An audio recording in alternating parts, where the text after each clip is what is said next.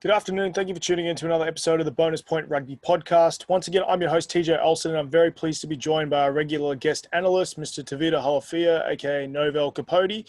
Before we get started, I just want to start off by thanking our amazing sponsors. First off, Whalebird Kombucha. If you're looking for a great tasting beverage that is actually good for you, go try them out at your local Whole Foods, Air One, or other health food stores. Secondly, F45 Culver City. So F45 isn't just a gym, it's a real community, and the team are all there to help you achieve your fitness goals with sessions in just 45 minutes.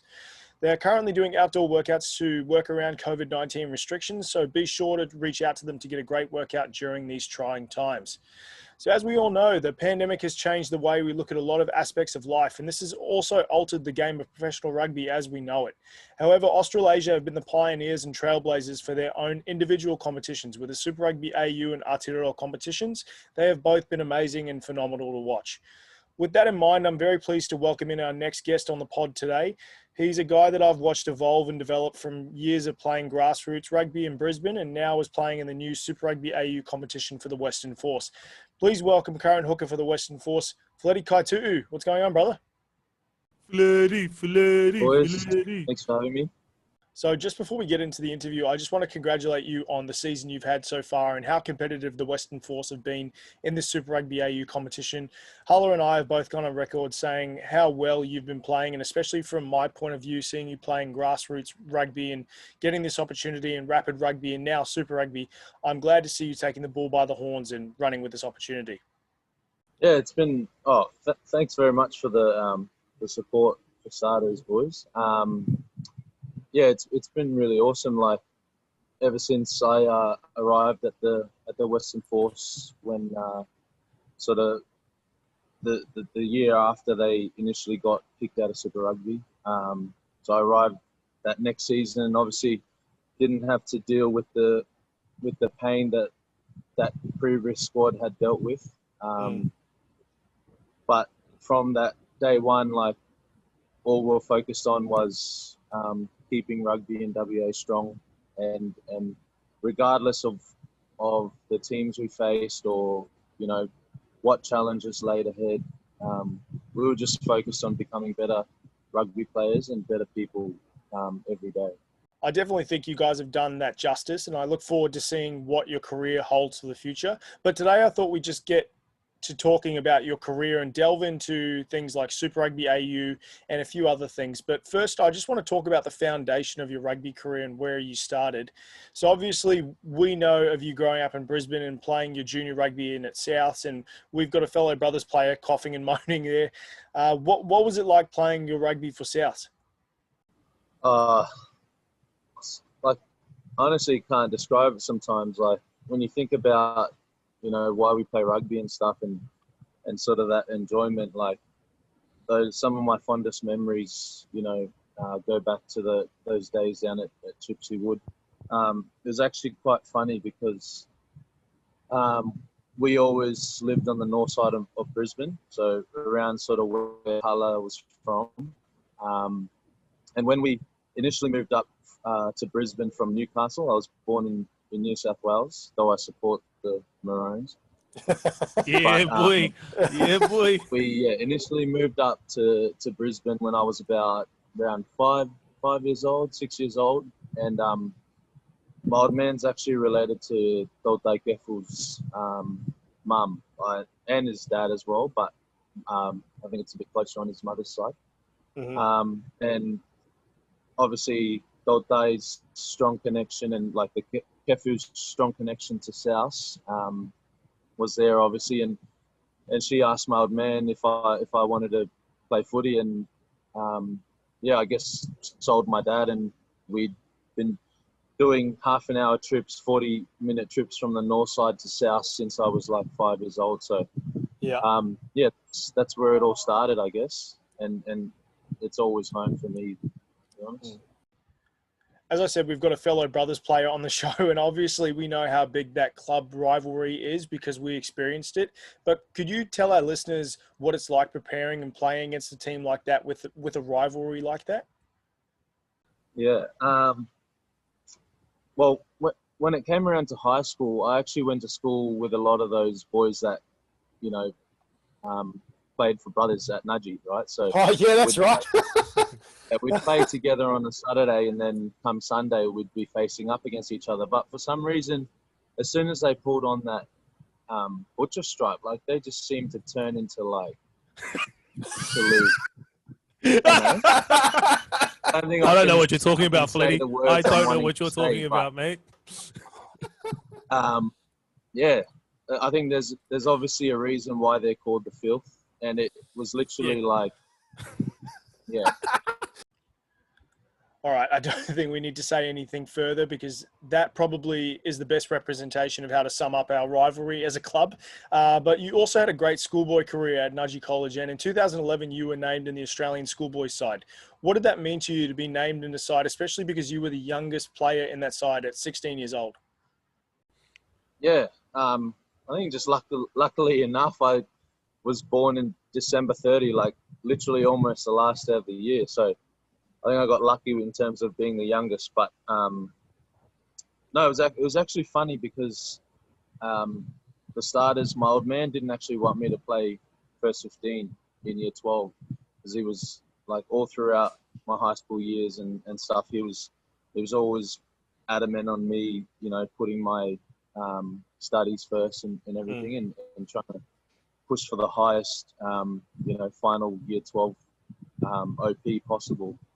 And so he was always on the verge. Like he supported my rugby and stuff, but he never wanted it to be a hindrance to my ability to perform academically and stuff. So it was a tricky one. I actually, didn't have the intention of playing first 15 or schoolboys or anything like that, but we had a new coach come in, Anthony Knovell, that season, and he liked what he saw, and in terms of positioning, I threw in the lineouts at hooker, but then I had to scrum at loosehead because it just worked better for some reason with the team dynamics. Like, so our hooker wasn't big enough to scrum at prop at that stage. So I scrummed at prop and then I threw in the lineouts as well. And I actually ended up making Queensland schoolboys and Australian schoolboys as a loose head. So that was my first ever year of playing position. So it was it was bizarre and never imagined that I'd have gone that far, you know, having in the first year to play prop. But I guess it's just like my rugby journey. You just got to go with the flow and see what happens. Yeah. Just as a high school student, trying to juggle, you know, everyone that knows Australian and New Zealand first 15 rugby knows that if anything, it's your introduction to professional athleticism, professional rugby.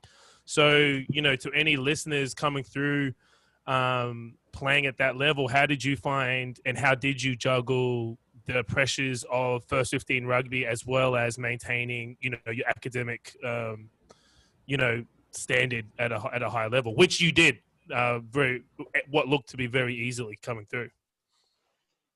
It was not easy at all, bro. I can tell you that. But I think you need to sacrifice a bit of sleep for starters if you're really after chasing those things. But in terms of Nudgee College, like, you know, everyone knows, you know, around Australia and around the world as well, how much of a rugby nursery it is. I guess it's just the standards that you know, that are expected of you, and and just the emotional connection that the boys have with that jersey. Like, I guess people sort of talk about it like it's got no real you can't really compare the two, but it's probably the best way that I can think about it in terms of the connection that the All Blacks have to the you know, that black jersey. Yeah, I mean, with that Nudgee jersey, the boys would literally do it for free, no questions asked. You know what I mean? Like, we do obviously do it for free, but in terms of, you know, just the you literally put your body on the line, your life on the line for that jersey, and that's just how much love you have for the school and wanting to make your family proud, the school proud, and yourself. I think that's something that gets portrayed really well in the new docuseries about Nudgee College by, I think it's Onion TV that produced it. Obviously, we know what it's like growing up playing in that GPS school sporting system, and we know what it's like. But for someone on the outside looking in, I believe that that is the best depiction of what it really means to put on that Nudgee jersey, or for me, for example, putting on that Brisbane State High jersey. If anybody ever wants to understand that mentality, definitely go check that docuseries out, because it really portrays the depths that they will go to and really putting your body on the line. And obviously, you just stated you never intended to go and play for Australian schoolboys, but you went on to get selected for that side. And during that campaign, it was a bit of a roller coaster for your team, as you lost your first game in England quite significantly. And your second match, though, was a historic win against New Zealand. Now, New Zealand are known for always putting together strong schoolboy sides, and I don't think in the history of my life, at least, I've ever looked at a schoolboy side in New Zealand and gone, they're not contenders to win these games or win this tournament. And this is a team you're facing off against guys like Artie Savia, Paddy Toops, Nani Laumapi, even Roger Tuivasa-Sheck is on the bench, all rising stars and superstars in their respective sports today. What was it like to get a win against such a quality schoolboy side who were basically always favoured to win? Yeah, it was phenomenal. Like, we obviously didn't know who those boys were at the time. Coming against them for the first time. Obviously, they've gone on to be obviously much bigger and better. To put it humbly. But in terms of our Australian schoolboy side, like, we weren't made up of a team of superstars. Like, we had a few individuals, but we literally played as a unit. And I feel like regardless of the individuals that they had, and obviously the insane talent that those guys had, because we built that game up a lot, because, you know what I mean, as Australians, versus New Zealand is like everything. And, Australia having not won a game at schoolboy level for 5 years, we felt like it was a time that the buck stopped with us and we put an end to it. So yeah, I think it came back a lot to our mindset around that game, and just not wanting to let New Zealand get one over us, and I guess showing that pride in our country. You know what I mean? In that gold jersey. Holly, you've had a bit of experience growing up and playing rugby in the system in Australia. Would you say that Australia and New Zealand is a rivalry that not only is the one biggest rivalries in rugby, but also in sports in general? Yeah, man, I think the one thing that Feleti touched on as well is, when there's a precedent of the losses coming via the Kiwis, and, anyone that doesn't understand it, it's, we'll go to war for each other, but then, you want to one up the other, right? That's the whole beauty of the brotherhood between Australia and New Zealand. So I actually remember watching that game. I watched that game on irb.com. And I was thoroughly, not going to lie, I was like, holy moly, what am I watching? I'm not used to this. And I do remember, especially that game, there was a bit of a size difference, mostly because New Zealand schoolboys too are like 17 to 19, not 16 and 17. Yeah, they always have an extra year on everyone. Yeah, and I just remember watching that game. And Feleti's right. One thing that came out of it was you were watching a whole team that were willing to, like, that whole 23. It was like, a bunch of sharks all together, just fishing, just going out hunting. And whenever there was points scored, the whole team erupted. And it was, to be fair, it was probably the first time I've seen that in schoolboy rugby in a long time, where the whole team would just really, they were out for each other before they were out for themselves. But yeah, New Zealand and Australian rivalry is the greatest thing in the world. Yeah. It's better than Tongans and Samoans. Was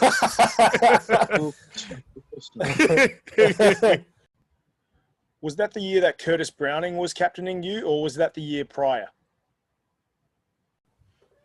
Yes, Curtis was captain, I believe.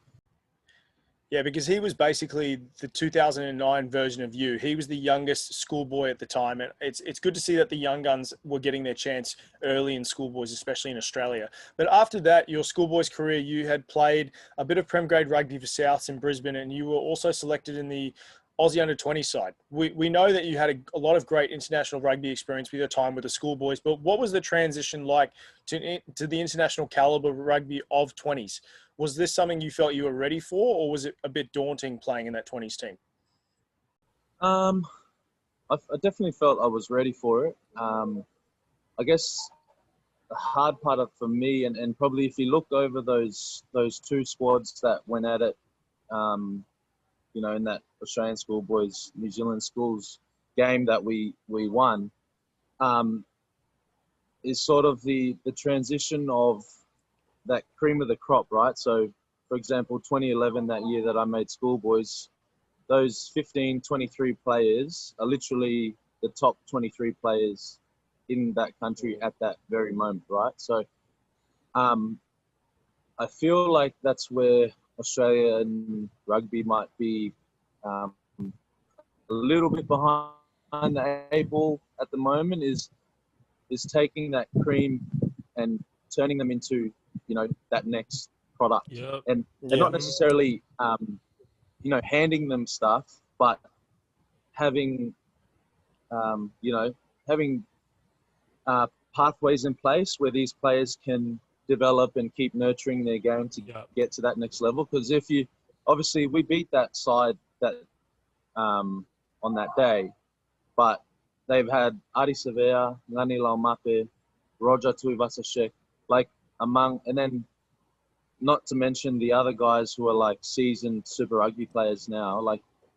That team that we beat that day, majority of them have gone on to higher honours, right? Whereas you look at that Australian school side that that we won with that day, the conversion rate to that next level isn't as high, you know what I mean, as that New Zealand school side we played. So I feel like there's a bit of a breakdown in terms of the pathways to that next level. Obviously, they've got Mitre 10 and all the rest of it, and they've got those pathways in place, and they've had them for a very long time, which is it's no wonder why New Zealand rugby is so successful.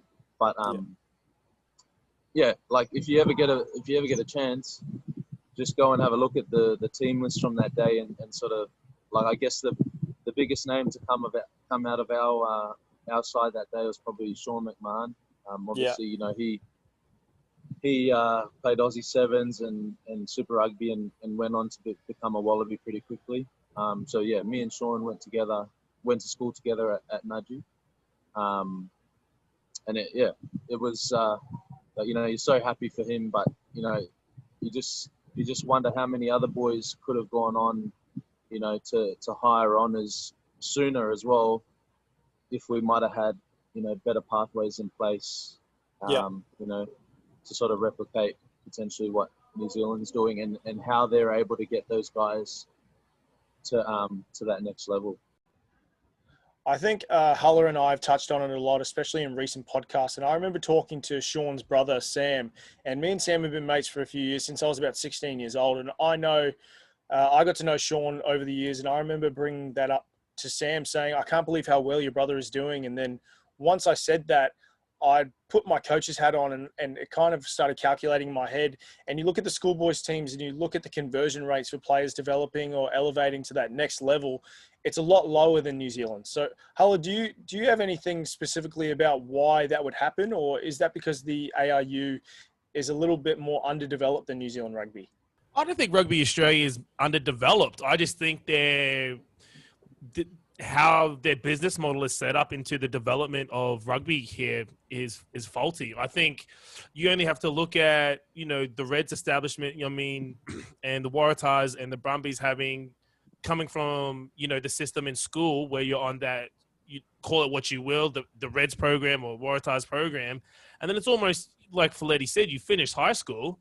And what is there? There's club rugby that, you go to training 3 nights a week and then you play on a Saturday. There's nothing unless you're in those high-end development, which you pocket, like you have to pay for it yourself. Like you have to somehow find a way to make training, still stay at uni and make a living, comparatively to what you see in New Zealand rugby, where it's like, all right, you're in the system, let's spread you out. And you can be from Auckland and end up in Dunedin, and they do not care. You know, there's been numerous players from, you know, both North and South Island who aren't selected for their province, and then they get, you know, they go down. But that $25,000 a year to play rugby and develop yourself goes a long way, as opposed to having like Rugby Australia, where it's, all right, we like you, but we're not going to give you any incentive to come and play. And you keep in mind, you still have to rock up for your club as well. It's not like you're getting piggybacked. Do you know what I mean? So you could be at Brothers playing on the verge of playing Premier Grade, but you still got to rock up to uni, go to your part-time job, and still rock up at Ballymore between 6:30 a.m. and 9 a.m. Do you know what I mean? At what point, and that's, I think what Feleti's saying is, it hits it on the dot. At what point is the incentive to stay there when you know, comparatively, you're looking at your mates who have a social life, makes the money, and are still going to have their degree or their apprenticeship sorted by the time you're still trying to make it out playing, you know, Premier Grade rugby without even anything on paper saying we want you in our team. And there's been so many people, the likes of Gavin Warren, who end up playing 2 games because A, the Reds needed a prop, and B, he just stuck around long enough that he was lucky enough to get a cap. Do you know what I mean? And like Rugby Australia have the resources. And to be fair, Western Force are the only ones that are really putting the money in to make sure that their local grassroots are kept hungry, and they can see that on the other side there is somewhere where you can play rugby, and in those in-between stages, we will support you. Yeah, no, I definitely think you hit the nail on the head, both of you guys. I definitely hope that's a message to the ARU, and hopefully things do change in the future. Well, Rayling's gone, so that's good. Sorry, Feleti, you don't have to say anything. No emotion. Sorry, bro, I didn't catch that. Sorry. Oh, that's good. The Wi-Fi cut out. Yeah, we'll just leave it there. Yeah. But following your campaign with the 20s, you had to undergo a shoulder recon. So you can pretty much throw a rock in the pro rugby dynamic of everything and very easily hit someone who's had surgery, as it happens so often in rugby. How difficult was the rehab process coming back from a whole reconstruction? Yeah, like thankfully that was actually not thankfully, but fortunately that was actually my first ever shoulder major injury that required surgery my whole playing career. So it's pretty uncharted territory for me, and didn't really know what to expect, I guess. But all I knew was I'd obviously reached the cream of the crop at 20s level again. So I'd reached the cream of the crop at schoolboy level. I'd done it again at under 20s level. So I knew I was there or thereabouts. I just needed something to go my way. So I knew that, I've got a little setback here with my shoulder, but the most important thing to follow was that I worked hard and made sure I put myself in the best possible position to be able to take an opportunity should it come. I do think that is a good message for anyone who's going through that injury period, because no matter who you are, everybody does go through those down days, especially when injuries come on and you're on a progression to become somewhat of a success. So if anybody's listening and try to stay positive and put yourself in a good position and just go hard when you get that opportunity. But following the reconstruction, you went over the Story Bridge and you played some Prem grade rugby for GPS, and I was just happy it wasn't for Brothers. But during that time, you were also a part of the Reds wider training squad. So talk to us about that dynamic, as the Reds were one of the premier Aussie teams at that time, having won the championship 3 years prior. You're learning from guys like Saya Fainga in that hooker spot. You're rubbing shoulders against guys like Quade Cooper, James Horwell. You've got Gilly and Quirky in there. Talk to us about that. Yeah, it was a bit surreal, you know what I mean? Like coming in there as a young kid and having grown up, watching these guys on TV, obviously, as cliche as it sounds, but yeah, it was literally a dream come true. So I feel like half the time I was in there, I was like literally just like, tiptoeing around, not trying to step on any toes and stuff, rather than, I guess, really accepting the fact that I deserved to be there and really sort of grab the ball by the horn. So in retrospect, I feel like I potentially could have done more, but I guess like being a young kid, it's hard to avoid being in that sort of mindset where you just it's unfamiliar territory and you just want to I guess do everything right, not upset anyone. And, Yeah. But like having learned what I've learned now, 3 or 4 years into my professional career, like had I known what I know now, like I feel like I could have taken some more opportunities then, because I'd reached that level, but it was still a tough slog. Like I wasn't earning any money from footy yet, still at that stage. So I'd spent 2 years with the Reds just in the wider squad and wasn't earning a cent. So I had to balance my uni work, work a part-time job to support myself, and then obviously try and focus as much as I could on my craft with my rugby. So, it was a dream come true, but it was also a pretty tough grind as well. Sooner. Yeah, definitely. There he is. We lost TJ. He's back now. Yeah, sorry guys. I think some technical difficulties. Yeah. No, you go ahead, Holla. Sorry. Oh no, I was just gonna say, just touching on being in the just how he found working, the part-time job still at uni in the wider squad. Did you find that being playing that rugby and then transitioning into the new NRC competition? How did you find that going from club rugby, being in a wider squad with the Queensland Reds, and then going to play what was, I suppose, the rejuvenated national rugby competition? How did you find that on a level of skill-wise, playing with coaching, being coached by, training, etc.? Yeah, I think the NRCs, when we saw that come through again, in terms of the Australian rugby pathway, it gave a lot of players hope. There's actually quite a few players that have gone on now to be, regular Super Rugby players who literally came from club rugby, hadn't gone to a GPS school, hadn't made schoolboys, under 20s, all that. They just rocked up on a Saturday for their respective clubs, performed, and were given an opportunity. And in terms of what we were talking about before with those pathways in place with New Zealand, the NRC's definitely a step in the right direction. Whether that's the be all and end all for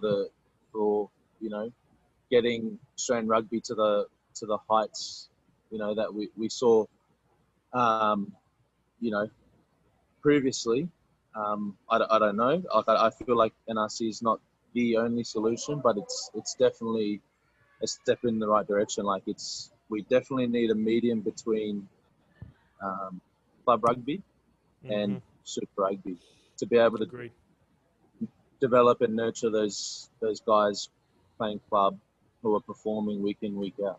I definitely agree that there is that big disconnect in that chain where there needs to be a filler for somehow to supplement that. But hopefully with the new leadership in place and Dave Rennie is the new Wallabies coach, hopefully that trickles down, as Dave Rennie has had a lot of success in the past. But we spoke about him before. Your coaching staff for the Queensland Country and the NRC, you had Tj Olsen and guys like Brad Thorne, Jason Gilmore, guys in the rugby community and around the world that are relatively well known and very well respected.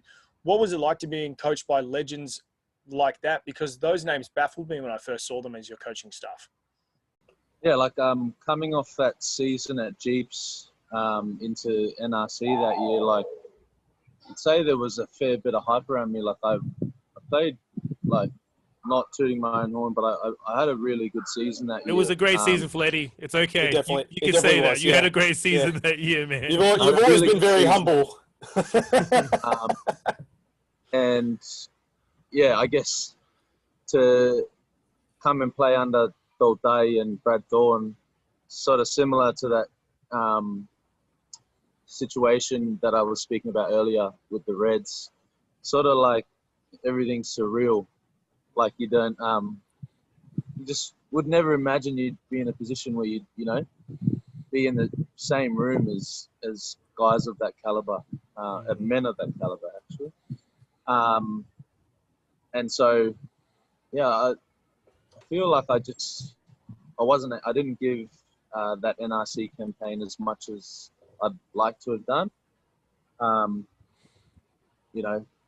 I just, coming off the back end of the season I had at Jeeps, I was really ready to have a breakout season at that next level and try and kick on to bigger things, like try and get a full-time thing with the Reds and whatnot. But it obviously wasn't to be, and, you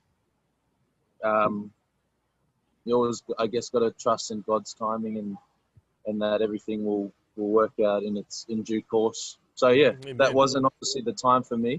That NRC season, I think I only started 2 games, probably most. But yeah, rubbing shoulders with Brad Thorne and Day, like guys you just have the utmost respect for, was a unreal experience. I think it be a bit funny to say. You go ahead. But like in terms of island culture, like you treat your old man with like the utmost respect. Anything he says goes, and I feel like in a team environment, that's how us island boys, view our coaches' authority. You know what I mean? And so, having learnt what I have now at the Force and stuff, it's okay to be able to, speak up and have a chat to them and stuff. But I feel like in my early days, I was definitely in that mindset of, like, just shut up and, like, regardless of what opinion I might have had or any sort of, work-ons, ideas I could have offered, you know what I mean? Like I was quite reserved and kept all that pretty quiet because I just because out of sheer respect, you know what I mean, for guys that were at the helm. I remember when I was talking to Andy Muirhead and we spoke to him when he was interviewing, when I was interviewing him, and it's you need to have those experiences to realize that that needs to be done. You need to understand how that goes, and you won't have those realizations until you have those experiences. So it's a catch-22. As long as you're able to calculate that in your head and use those experiences to your future pathways, I think that's the best that you can do. But one thing I always found funny was the name of Queensland Country, because half of those boys selected in those teams over the years were probably guys you lived really close to in the city, or you played against them in the same Queensland Premier competition. Were there still guys that were actually from the country or out of the city?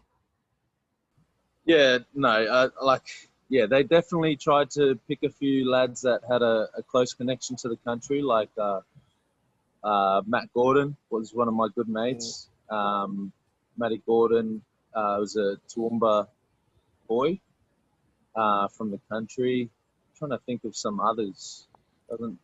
Yeah, because I remember looking at the team sometimes and seeing guys like Ryan Frenny, and I'd be sitting there going, he played a game against Souths literally last week.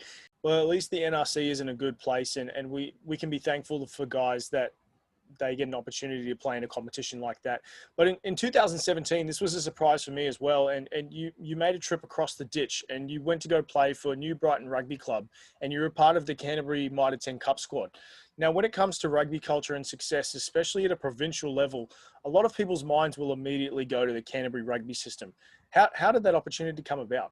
Yeah, so obviously, as we said before, I'd spent 2 years sort of, in the Reds wider system, and coming on the back end of that NRC season for Queensland Country, all I really had on the table was to roll around again for a third year at Jeeps. So I'd missed my first season at Jeeps due to my shoulder, and then had a good second year there. And then after that NRC, as I said, I didn't probably take the opportunities that I could have.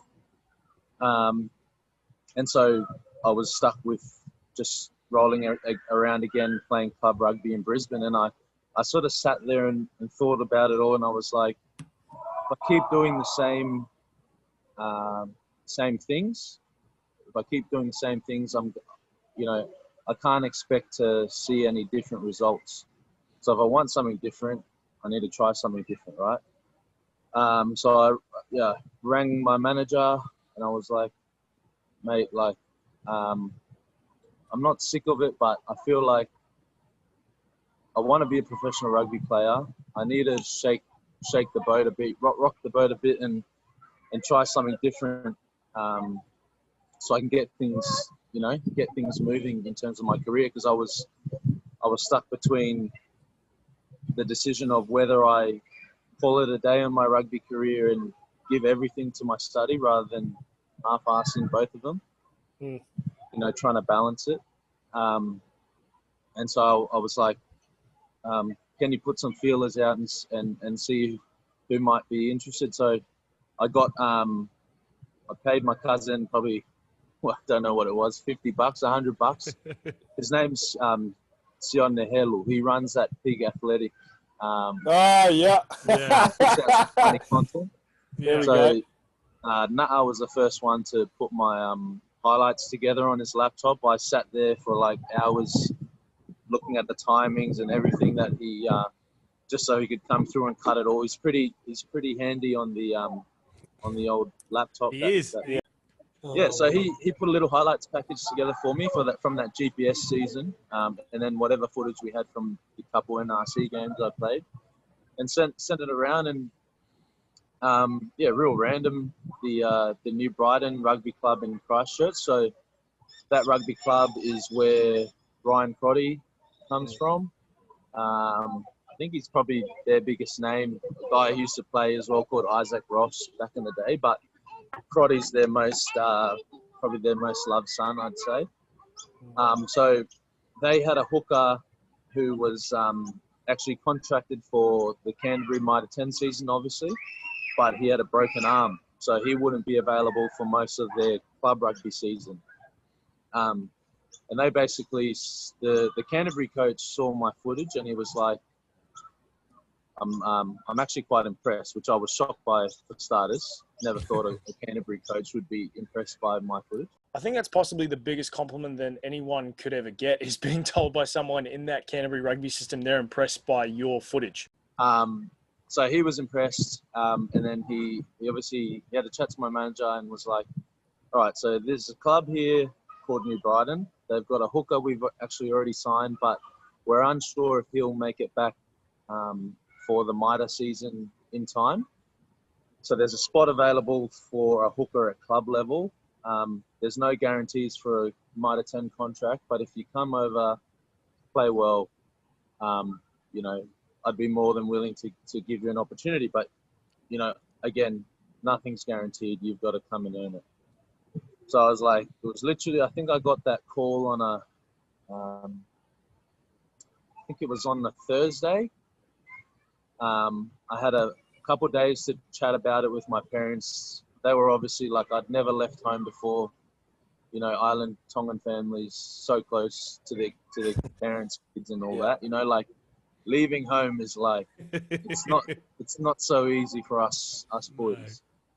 No matter how old you are. Amen. Amen. So there were, after a lot of tears and whatnot, I literally begged my parents. I was like, I've literally given my all to my footy for a lot of years now, and I'm gonna give it. Like, I guess that was a big turning point for me, and probably like a big maturity thing and becoming a man, I guess, was being able to say to my parents, like, I respect your thoughts and your opinions on this, but I feel like in terms of my life, this is something I want to try, and I hope you can respect that. So regardless of I obviously wanted their blessing, but I was at a point where I was like, I'm gonna do this regardless of, you know. But yeah, my parents came around. They were understanding of the fact that, you know, they'd seen how much work I'd put into my footy and hadn't really seen any reward yet. So I was like, let me go play a few months here, see how it goes. If it doesn't work out, I'll come back. I'll call it a day on footy, and I'll give everything to my study, get my degree, get on with life, you know. And so yeah, I had got that call on the Thursday. By the Tuesday, I was on a plane to New Brighton, and it was the coldest time of my life. Going from sunny Queensland. Yeah. But I guess, yeah, going over there, mindset, I was like, man, the Crusaders are just like Canterbury Crusaders. Anyone from that region must just be like superhuman, you know? Yeah. When it came around to my first club game and I guess that whole season, I sort of realized that these guys playing here literally weren't any better athletes than the guys I'd been playing with back in Queensland. Like, they had 2 arms, 2 legs, and they weren't, you know, they weren't out of this world in terms of the talent they had. Like, I guess people probably perceive them to have, you know. But the biggest difference I found was, one step back. I played club rugby there that season, and played quite well, and luckily enough made the Mitre 10 side for Canterbury, the squad, sorry. But the biggest thing I found while I was over there was, for starters, the players weren't anything, you know, extraordinary. But it was the coaching and the systems they had in place. You know what I mean? At training, we'd literally spend probably, I'd say, a solid 20 minutes to half an hour of basic skill work. You know, just catch, pass, running lines, just stuff you wouldn't think, like looking at the Crusaders and how well they play and whatnot. You know, you wouldn't imagine that they'd be doing such basic things, you know. Yeah. But I guess it's that skill execution of basic skill in those pressure moments. They're able to execute it, whereas, you know, obviously players and teams that don't do that obviously struggle. But yeah, I guess my biggest takeaway was that they're not honestly not anything special. Like, there are a few rare talents there playing for the Crusaders and stuff, but on the whole, it's their systems they have in place, it's their pathways, it's just like a well-oiled machine, the way it, know? Hello, you and I have spoken countless times about the Canterbury rugby system, and we've had similar things to say about the athletes not being out of this world, but it's the system that produces these incredible athletes or these incredible talents. Do you have something you want to touch on regarding that? Yeah, so I think you're one of the very few players that have been blessed to have come through the Australian system from schoolboy level. So you've seen literally grassroots. Okay, you've come through South, you've been in the red system as a schoolboy, Australian schoolboys 20s, and then back into a super rugby franchise in a development type of role. Coming through that system and then going over to a New Zealand system where, again, you had to fight your way through club rugby, but you did it. Comparatively, do you feel as though, would it be, I don't know the word, but, you know, you've touched on it a little bit, but is it more than their systems, as in, do you see that the players, like, what is it that is different compared, like, from the New Zealand system to Australia? Because you're right, you know, there's not a Dan Carter all over New Zealand. You know what I mean? There's no Richie McCaws everywhere. So, you know, we're talking, you know, athletically real similar players, but there is a considerable difference across all platforms, from schoolboys to club to Mitre 10 to Super Rugby to All Blacks. So what are some of the things that you think are the difference that makes them be that well-oiled machine? Does it come back down to using the car analogy? Does it come down to the coaching, the mechanics? Does it come down to the business, how the business is run? Like, what is it, do you think? Because you've done it both, and you're one of the rare players that gets to do it both at a high level. That's a tricky one. I feel like there's obviously no one answer or one solution to that all. But for starters, I feel they've got their talent identification on lock. Like,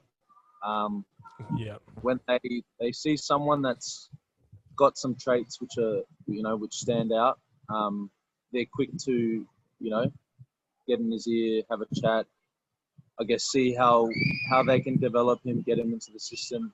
Yeah. I feel they do that better for starters. Secondly, regardless of who you are, how big you are, how much you lift in the gym, whatever, they're gonna field the best 15 week in, week out, like, full stop. Yeah. I feel like when you do that, there's constant competition for spots. Guys are constantly pushing themselves to be better players. So, and then also, it's their brand of rugby. Like, it never changes the way you used to play footy. You know what I mean? Regardless of. Yeah, bro. There's one thing. Sorry, I was just gonna say the one thing TJ and I discussed the style of rugby, and I've been very vocal about the disparity between the Kiwi teams and the Australian teams in regards to Super Rugby and what we're seeing, the standard that we're seeing. To no offense. But it comes down to New Zealand rugby, all in all, from club level, schoolboy level, up to the All Blacks. It's not let's make use of the ball. It's not like a tactic where it's like, okay, cool, let's wait for a mistake. It's we've got the ball, get it off us. Not, okay, cool, we want to use the ball. Do you know what I mean? It's like, well, we've got the ball. Now you got to take, like, we're not letting this go. Take it off us. Would that be a fair assessment, do you think? Sorry, bro. My Matt Hodgson just walked past. So. Oh, okay. I think we'd all take a pause and just chill and just do that. Yep. Hands off. Yeah. Right. So just pretty much just like my own personal assessment of New Zealand rugby at all levels was, it's once we've got the ball, get it off us. So we make use of the ball, we take the opportunities, whereas Australian type of rugby is, let's use the ball how we think, let's use this territory. Do you know what I mean? They're willing to sacrifice time with the ball in the hope that someone else, the other team, makes a mistake. Whereas Kiwi rugby, it just seems like, well, you're going to have to do something to disrupt us because we're not giving it to you. And in our defense as well, we've spoken about the Western Force, how they do kind of mirror and have similar aspects of some New Zealand teams. So we look at some play that maybe Jono Lance has done or something that you guys are doing as a pod, and we look at you guys and we say, this looks very New Zealand-esque. It's a very Crusaders or Blues-like opportunity that you guys take. Just go back to listen to the older podcast. We've been riding the Western Force all year, bro. We're on that bandwagon, bro.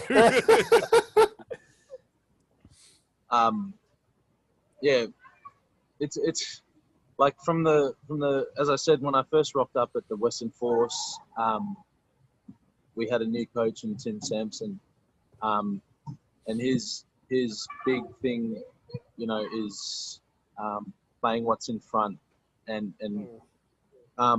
sort of not having you've got a certain system in place and an idea of how you want to play, but it goes back to grassroots footy when you're running around with your mates. When you see some space or a gap or whatever, Yeah. You go at it, you play, regardless of what the coach said. Oh, you need to hit this certain spot in the field or whatever. Like, Yeah. I feel like Australian rugby generally gets into a habit of that. It's definitely improving from what I've seen, but it's still not at that level where players are literally prepared to just see the opportunity and try and take Just it take by the throat, Agreed. which is what New Zealand, like Kiwi sides do, like regardless of where they are on the field or whatever. If there's a gap, and that's why it's just so exciting to watch their games, because you actually don't know what's going to happen.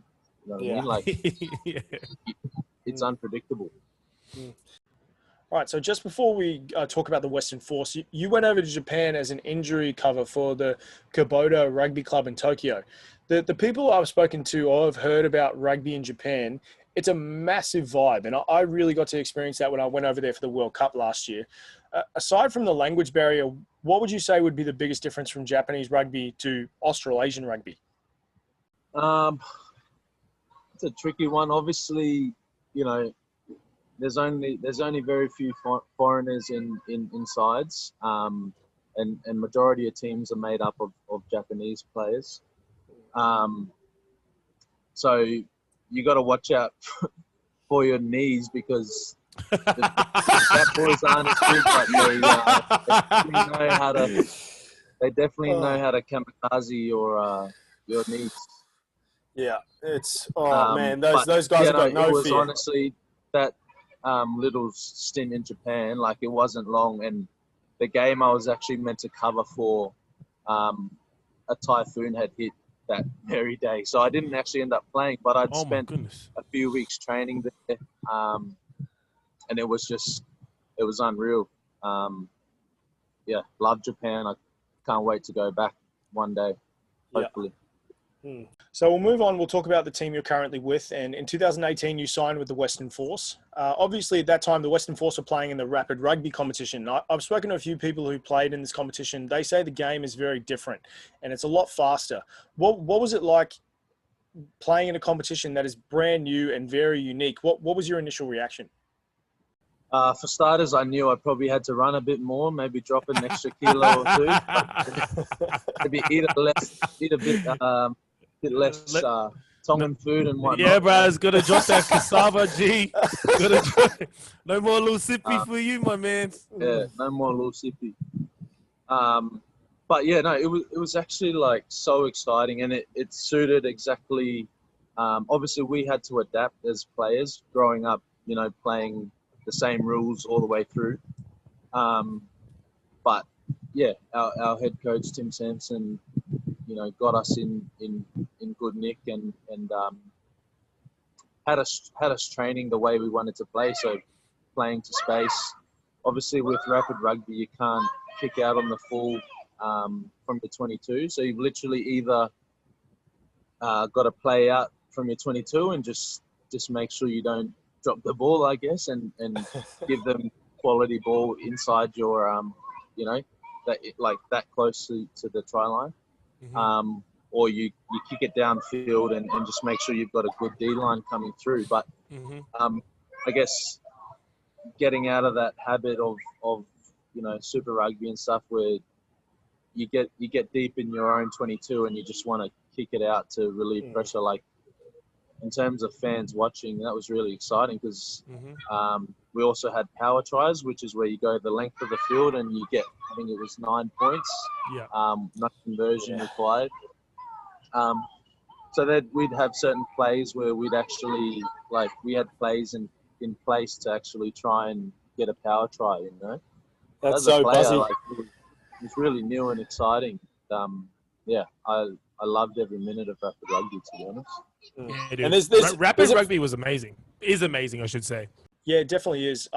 And there's a few interesting teams in this competition. You've got guys like the China Lions, who are based out of the Bay of Plenty in Rotorua and have ties to the Steamers rugby franchise. A Samoan team, a Fijian team. What's it like going up against guys you might not have even played against before, or just different dynamics? Yeah, I guess it's just that exposure and being able to develop, like, you know, different styles of play, how you might want to play up against a side like the Fijians, for example, that, you know, for some like crazy reason seem to get the ball out of anywhere, no matter, you know what I mean, like offloading and stuff like. So yeah, for me it was that exposure to, I guess, coming up against different packs and how you'd approach, you know, those different challenges.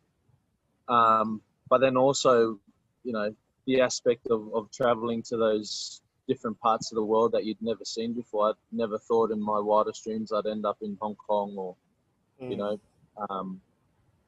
be able to walk around the streets of Fiji and stuff.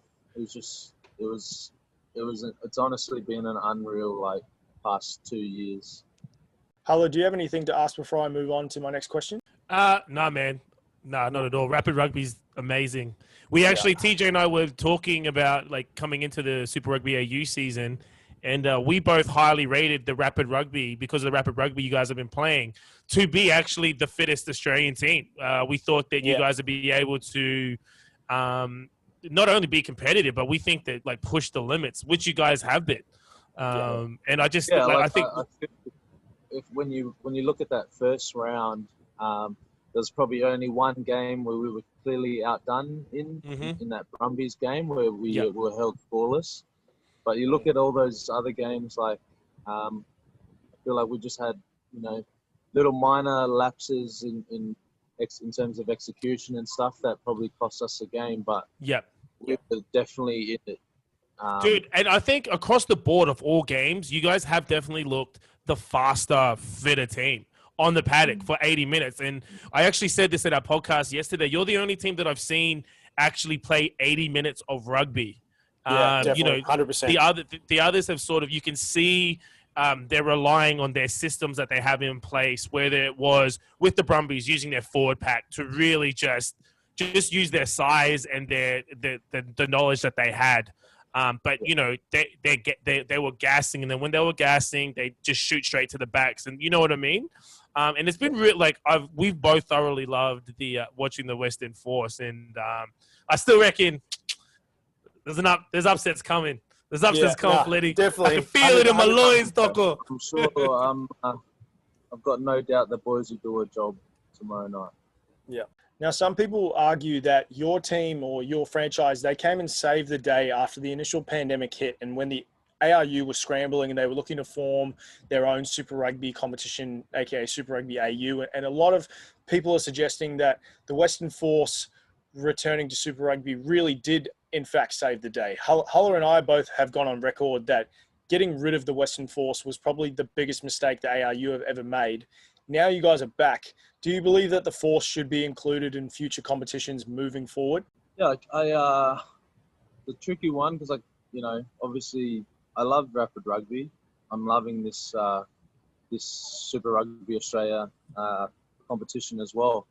I guess it's obviously not in my hands. I'm just here to do a job and make sure I keep performing on the field. But in terms of our team, we trust that you know, the higher powers in Andrew Forrest and Matt Hodgson, that they've got our best interests in place. And you know, in terms of, obviously there's a few guys in our side that are eligible for Wallaby selection and stuff. So you know, that's yourself included too. You got to remember that yourself included. You're eligible for that. Nah, bruh. Skip the Wallaby straight to Tonga, bruh. Straight to Tonga, G. Still a way to go. But yeah, you know, I guess putting ourselves in a position where we're getting looked at week in, week out. I'm not sure how much that was happening previously when we were just in Rapid Rugby. You know, there's new management and with Rugby Australia now, so, you know, I guess I can't speak on behalf of them, but yeah, I'm sure it'll all take care of itself in due course, and regardless of what competition we're playing in, you're still going to see us, with the same brand of rugby. Just and it comes back to that feeling I had when I'd play with my brothers at South or at Nudgee and stuff. Like, that's literally the feeling I get when I run around with these boys here at the Force. Awesome. Like, That's dope. Literally, it's literally a brotherhood. Like, we're all professionals and get paid to do what we love for a living.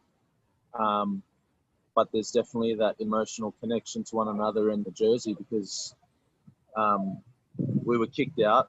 We were the outcasts, and coming into this comp, like, no one expected us to ever get close to any of these sides, and that's no excuse for having lost, having not won a game yet. But I mean, like, people were putting us down, like, quite, weren't giving us a shot at all. So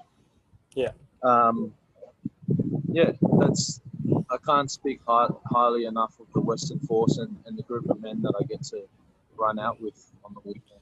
Yeah, I think you hit the nail on the head with that one. And obviously it's very hypothetical at this point, because you guys still have to finish the AU season. But wherever the Force are playing, they will be terrors and very competitive on the field. But it's called the bonus point for a reason. And this bonus point segment is going to be a bunch of questions that our listeners and fans have submitted in for you to answer. As soon as I told everyone that I was bringing you on the show, we had a massive influx of questions come our way to get you to answer. And the first question comes from my mate Toho, and he asks, how has it been with Richard Kaitu'u coming into the squad? He's I'd say if I was still in that innocent mind that I had back at, the Reds and country days, I wouldn't have gone near him. But, he is such a good man, like, humble as hell, like, you talk to him just like another bloke, and also, like, he is, like, disgustingly good looking. So Bruss, not ugly, man. Not ugly. That's what Huller and I said. Is when he first got announced to join your team, we saw him play, and I asked myself, how does this guy look so good still, even with the salt and pepper in his hair, and he's in his mid-30s? He looks great. Yeah. Oh. Like, yeah. I tried to fight him the other day when he took his shirt off at the pool. Don't let him emasculate you, Feleti. Don't let him do that, G. Well, the next question comes from one of our other fans. His name is Jeremy Wolf. First question is, what do you think about the rule variations in the new AU comp? So obviously you've had to adapt with rule changes in rapid rugby, but what did you think of the rules in the traditional sense of the game, adding things like the goal line dropout or the 50-22? I don't really know we haven't had too many of the dropouts yet. I don't think. I mean, from an attacking perspective, like, if you're hot on the line and you get held up over the line, it's quite demoralizing to not have a 5-meter scrum as you traditionally would. You have to you have to retreat and receive a dropout. I guess it's just added a different dynamic to the game, and I personally would prefer to get held up over the line and then pack a scrum and walk over the top of the other forward pack. But yeah, tell him. But then again, on the flip side, defensively, I feel like, defensively it rewards the defense for holding the ball up. So I get it's So you're a bit really split. Have a definite. You're a bit split with I'll it. sit on the fence on that one. I actually don't know because Well, the second question coming from Jeremy as well is it revolves around why we're wearing our Island shirts today. We're obviously repping that Island pride. What are your thoughts about this new Pacific Island team that may join a Super Rugby competition, and where do you think it should be based? I think it would be I think it would be it would be a game changer for rugby. I don't know the exact percentages, but it's quite high in terms of the Pacific Island contingent in all rugby sides across the world. You know, there's like every rugby side around the world, you're bound to find, you know, a few island players. So to have a team that focuses on developing Pacific Island talent, like a funny story. I'm good mates with Nella, like, you know, because when he first moved over to play for the Reds, I was the only Tongan in the side that could speak Tongan at that stage. So his English wasn't as good as it is now. He's not as loud as he wasn't as loud as he is now. That's an understatement. Yeah. But, yeah, so me and Nella would, you know, I'd be able to talk to him in Tongan and help him out a bit and whatnot. But, you know, you look at Nella and you're like, mate, this guy is like superhuman. Like, how do you have legs like that, and how do you move that fast? Then you go over to Tonga, and there's Nellas walking around everywhere. You know? Like, Yeah. It's like, and you know, the same goes for Samoa and every other, you know, all the other island nations. But I feel like obviously kids coming out from the islands don't have the same opportunities that us, you know, in Western society are afforded. So I think I don't know where that team might be based, but if they can get some, you know, pathways in place to be able to identify some kids with some talent. And I know they are doing that at the moment. It's I know Tj is a part of the World Rugby organization, and he goes over and they have the Pacific Island Combine or something like that, where they have my roommate. Henry Stowers, so he's our has been playing number 6 for us. Beast of a player. Yeah, he's awesome. He is a beast. He actually, funny story about him. Sorry, I don't know if I'm taking up too much time. No. You go. Give us all the funny stories. I'm getting hungry. We've been talking for so long, but so Henry, you know, came out of Wellington. And he was, I think he played New Zealand. I think he played New Zealand schools. I'm not too sure, but he was a freak. Like, he was picked up after playing New Zealand. He captained Samoan 20s, and then the year after played New Zealand 20s. And I think I'd heard he'd got invited to like All Blacks camps and whatnot. You know, at that age. So obviously he had something special, you know. And then I think he was with the Canes and the Chiefs for a bit, and things sort of didn't work out. And I think he was at a point in his career as well where he was like, oh, do I call it a day, or do I give it another crack? And someone gave him a lifeline, and he ended up at that combine, and I can't remember where it was. I think it was in Tonga. But he obviously impressed there. The current Wallabies attack coach, Scott Wisemantle, he ran that combine and identified Henry obviously as a special talent, and got him his gig over here at the Force. But you know, for someone who's a testament to the talent in the islands, and then obviously, you know, when guys are given an opportunity from those islands, just, you know, what they can do with it. So definitely. Moving forward, I think it'd be awesome to see a Pacific Island side that's able to tap into those sort of areas. Definitely. Definitely. So our next question comes from my mate Meletis from Cal Poly Rugby. Big shout out to Cal Poly in San Luis Obispo, California. He asked, what skills did you acquire or learn at the professional level that you may not have even thought about or gotten at a grassroots or club level? Yeah, obviously as a Tongan kid, my old man from a young age just taught me how to tackle hard, run hard, you know, run straight. So I've always sort of kept that with me. But as a hooker, the biggest learnings that I've had in my professional career is, you know, I guess the dark arts of the scrum and the line out. Obviously, set piece is crucial for a team's possession. You know what I mean? Like making sure you win your line-out ball, and that you're dominant at scrum. Like being in the forwards, if it's a tough day at the office and the other team's literally just absolutely tearing you to shreds in the scrum, like you don't want to be there on the field. You know, like it's literally it's man against man in the scrum, and if you're not getting the ascendancy there, like it affects your whole game. Your backs don't get front foot ball. You know, the impacts of not being dominant at set piece and clinical at set piece are it's vital to success. So those were my biggest learnings. Like I've had access here at the Force to some exceptional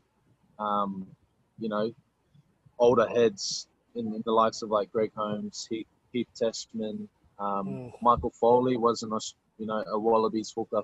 Classic hooker.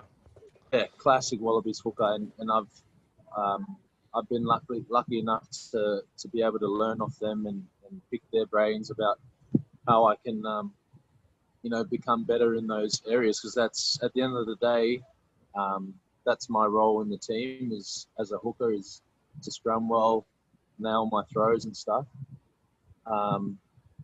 So yeah, I guess it's nothing that you don't pick it up overnight and you have it. It's something that you've constantly got to work on day in, day out and to make sure you're definitely. Yeah. So our next question is all about international rugby, and obviously you've played Aussie schools, you've played Aussie 20s, and you do have the opportunity to one day put on a Wallabies jersey. But our next question is from David Marga, and he was asking, will he be eligible for the Tongan national team for the 2023 Rugby World Cup? I'm always eligible for Tonga.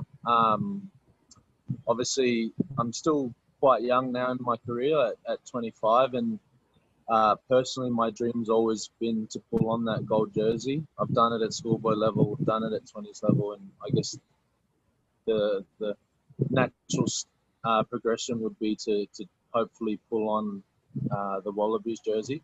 And it wasn't ever,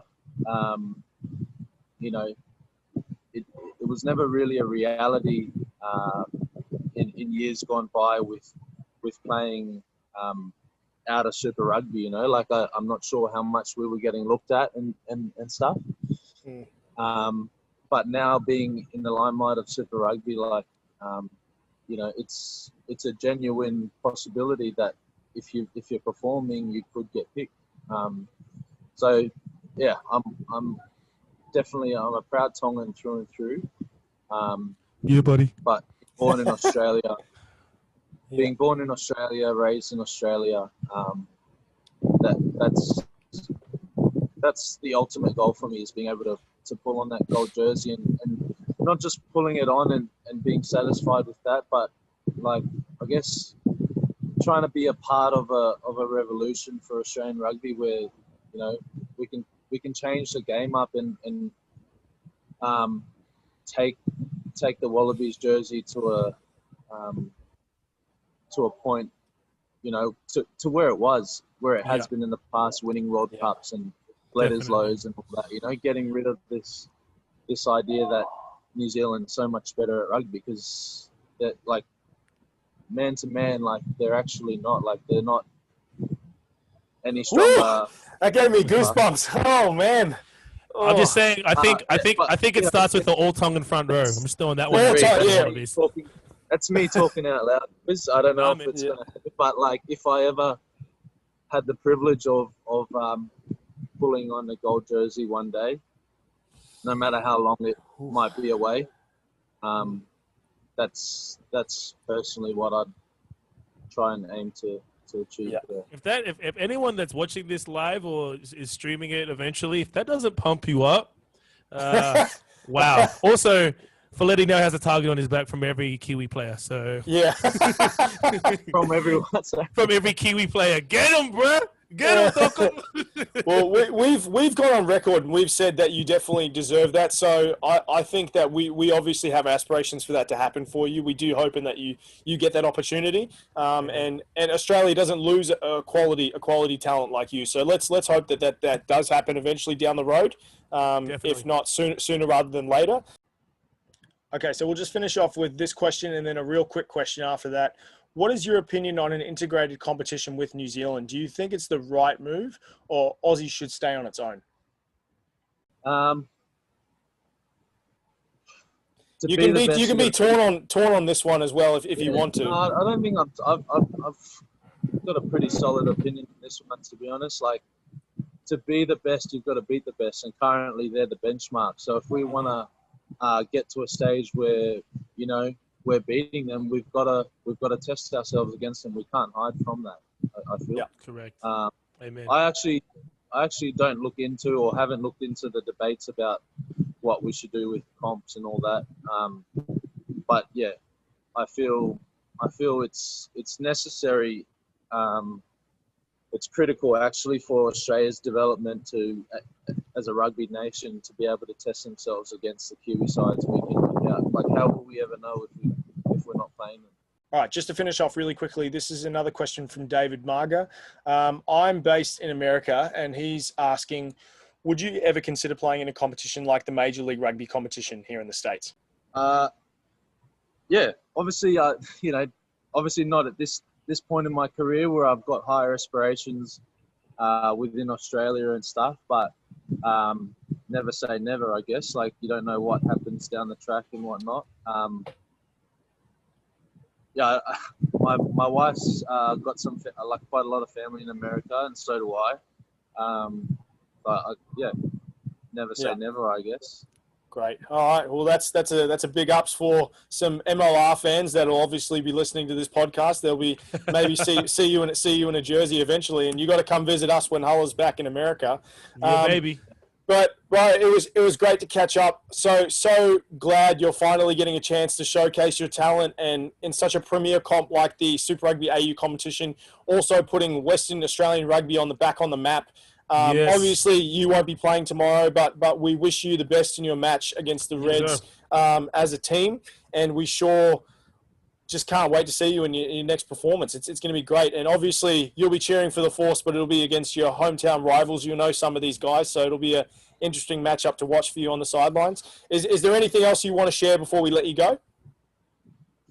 No, like I'm only 3 years into living at Perth, but apart from my family being over in Queensland, like it really feels like home there now for me, in Western Port, the Western Port, and in Perth. But yeah, no, thanks very much for having me, boys. It was a pleasure. Good, man. Catch up with you guys, dude. It's great to see you. I remember you running around as a little 13-year-old in the blue and white jersey. So to see your journey and see how far you've come and the obstacles you've overcome has been a pleasure, Toko. So, mahalo for being on the show with us. Thanks, boys. Thanks, brother. Yeah, we'll talk soon, and thank you very much for joining us on the Bonus Point Rugby podcast.